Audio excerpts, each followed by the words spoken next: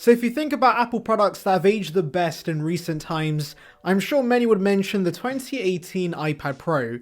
This was a massive refresh for the iPads, and if you think about it, the foundation set by this paved the way for the future of the whole category. One look at the range today, and apart from the archaic iPad 9, you can see how every other model has taken inspiration from this iPad design-wise. And so now that you can find the 2018 model for very cheap on the used and refurbished market, is it still worth considering?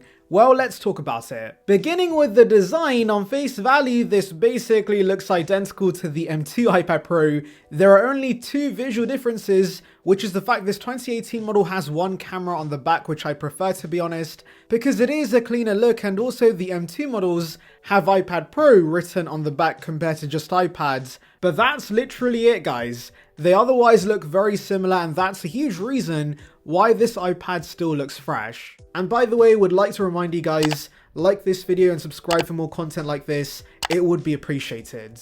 Moving to the display, if you go for the 11-inch, the crazy thing here is that, of course, the current M2 model that's hundreds and hundreds of dollars more has the same exact display. And to be fair, I can see why Apple's retained this display for so many years, because it's a very nice LCD with ProMotion. And yes, the blacks are more greyish compared to OLEDs or mini LED, but that does not change the fact this is a joy to use, and it's a fantastic panel. The 12.9-inch model also has LCD compared to mini LED on the newer 12.9-inch models, but like I explained in my 2020 iPad Pro review, this actually is a positive, I can't lie. Remember that when M1 gained mini LED, that got a major price increase, and so even today, nearly 3 years later, they're still floating around $900/pounds, and I'm not willing to spend that much on an iPad I'm only using for content consumption. And so the 2018 being one of the last 12.9-inch models to just come with LCD means this is a whole lot cheaper, guys.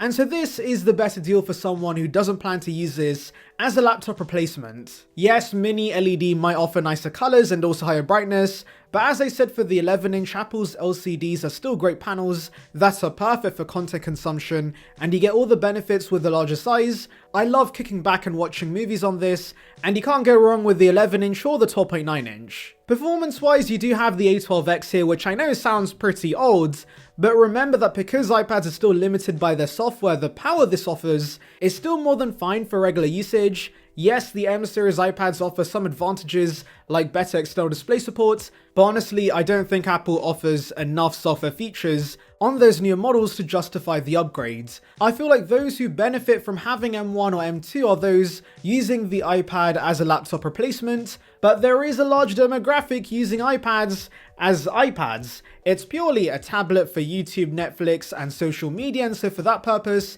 you're not going to see much of a difference by getting a much more expensive iPad. When it comes to data usage, this A12X iPad still performs incredibly well. It has a very similar configuration to the binned M1 with 8 CPU cores and 7 GPU cores, and whilst it does fall under the A12 family of chips, this being the X variant means it's close in performance to the A14, which is a very solid chipset they use today with the iPad 10. If anything, the only issue I've noticed is apps reloading in the background because there's only 4 gigs of RAM, but honestly, I can look past that, and surprisingly, I've not had many issues with Stage Manager and multitasking in general on this iPad. There is a reason the 2020 model that released 2 years later came with a very similar chipset to this.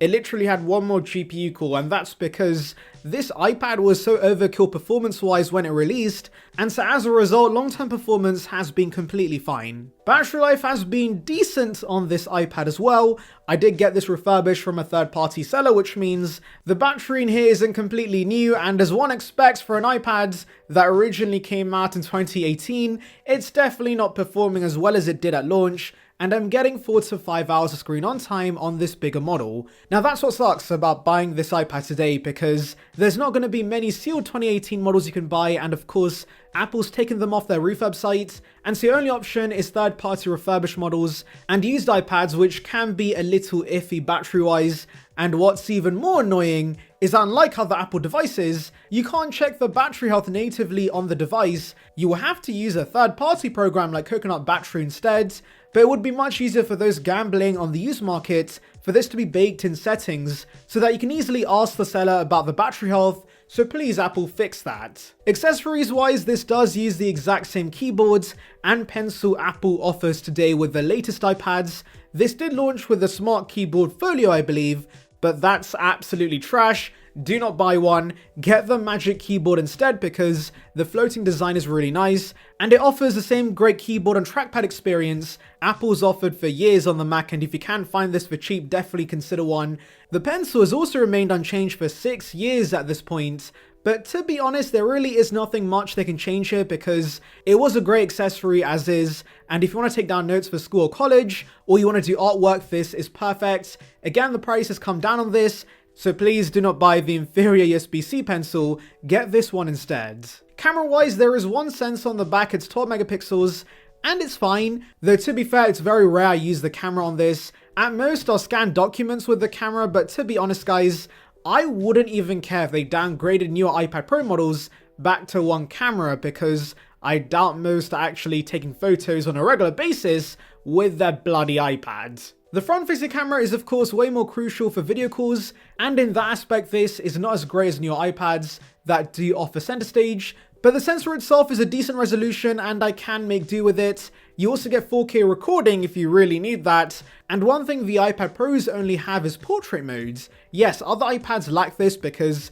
they lack Face ID, which I'll get to by the way, but because this has the depth sensing tech for portraits, it is pretty nifty, though I can't lie guys, I likely will never use this. Let's now talk about Face ID because I'm kind of 50-50 on this. The positives are that it works very seamlessly and I don't even have to think about unlocking the iPads. As soon as I wake up, it's ready to go and that's awesome. But I do often find myself blocking the Face ID module when holding the iPad in landscape. So guys, I still prefer Touch ID, not gonna lie. I know I'm in the minority for sure, but those are my thoughts. The audio here is very impressive as one expects. When you have a ginormous iPad that has quad speakers, it makes quite a racket and the speakers are surprisingly bassy for a product that's this thin. Mics are also pretty solid. There's actually 5 on the iPad Pro instead of 2 on other iPad models. And here's a sample for you guys. And here's a video mic test for you guys on this iPad. Let me know how this sounds.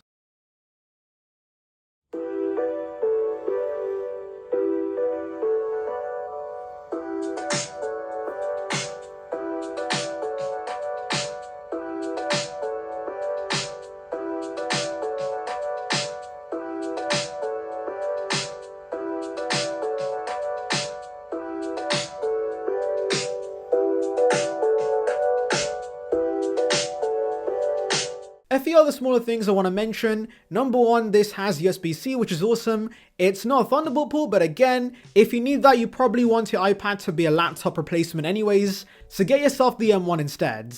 For my needs, however, which is charging the bloody thing, the speeds are completely fine. However, to my surprise, there is no Wi-Fi 6 on this iPad. It's only Wi-Fi 5, and so I do notice speeds on this are a little worse compared to newer models, but it's still usable. This does thankfully have Bluetooth 5 support, which means I've had 0 issues with AirPods, and you do miss out on 5G here, which the M1 model got, but I don't care about this. I would rather save my cash and go for the Wi-Fi model and hotspot off my phone when needed. So overall guys, for the price you can find this at nowadays in the US and other countries like here in the UK, I think the 2018 model is undoubtedly worth buying. Of course, it is a 6-year-old product at the time of filming, so do remember that software support is going to be pretty limited. It might get iPadOS 18 or 19, but nothing beyond that. However, do remember that Apple still sends out security updates to iPads on older firmware, so if you're using this for basic usage like YouTube and Netflix, you should be fine for a couple of years. Yes, you could probably find the iPad Air 4 and newer base iPads for this kind of price, but if you want the best hardware, this is the iPad to get because those iPads don't have Face ID, 120Hz, quad speakers, and so if you can look past the lack of updates, this is still a great buy. Anyways, let me know your thoughts in the comments, make sure to like and subscribe for more content like this, and thank you for watching.